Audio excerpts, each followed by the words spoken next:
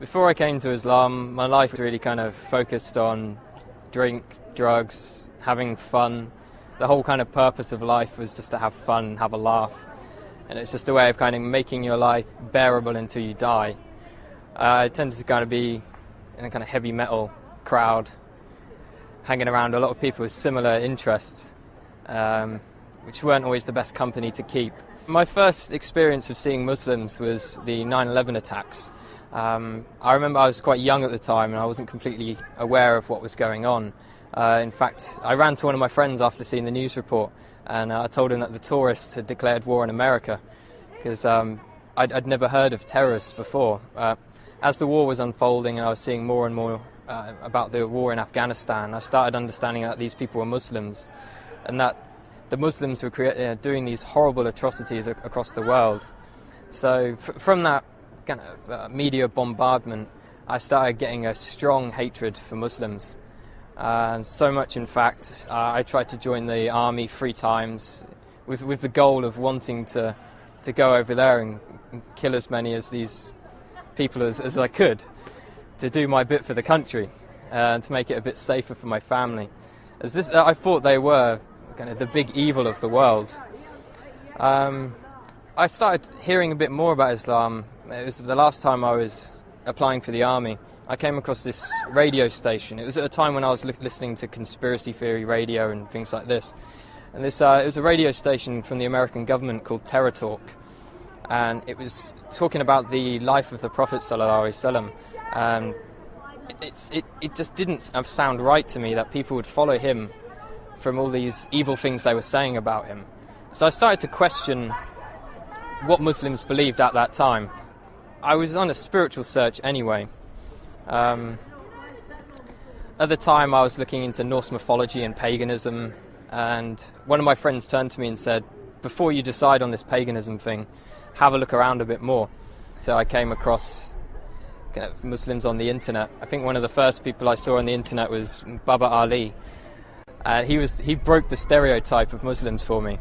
I was surprised that there was this guy who was funny and he was very laid back. He wasn't with a big beard shouting, kill the kafir and all this kind of stuff. And then I eventually picked up the Quran from my college. When I had it, I actually thought I was picking up a terrorist handbook, and I was a bit worried that MI5 were going to come after me as soon as they saw me take it out of the library. But as soon as I started reading the book, it hit me immediately. And I couldn't stop reading it. It sank deep into my heart. And as I kept continuing through the different surahs, I remember reading about the people in the fire having boiling water to drink, burning their throats.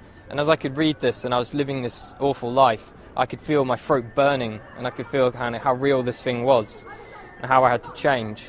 The first day I went to the mosque, I spent all day there reading, and my mum called me in the evening and asked me where had I been all day, and I said I was at a mosque. She's like, what? No, you can't be at a mosque, you're a Christian. Christians don't go to mosques.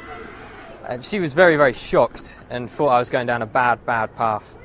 That was my mum's original reaction. After a while she started to accept it. She'd done a lot of crying. I'm not too sure why she was crying. I think she felt I was rejecting everything she'd taught me. A lot of people say when they find Islam it's as if they've come home. And that's just the feeling I get. It's as if me in the past wasn't me at all. I was being controlled by something else. Only good things have happened since I've become Muslim. My life is sorted out and I've never had so much going on in my life at one time. If I was going to give advice to someone else who is thinking about Islam, I'd definitely tell them to come to the mosque and speak to a man of knowledge, not search the internet for the answers. There are some good things on the internet, but when you don't know anything about Islam, you can't judge what is right and what is wrong. So it's much better to speak to someone, spend time with the Muslims. I spent many weeks in their company, and you get an understanding of who they are and what kind of quality of people they are. Don't be afraid of what your family think. I've had many people, and myself as well, was worried about what my parents would think. And at the end of the day, Islam is for you, it's for you. You can just hope the best for your parents will come afterwards.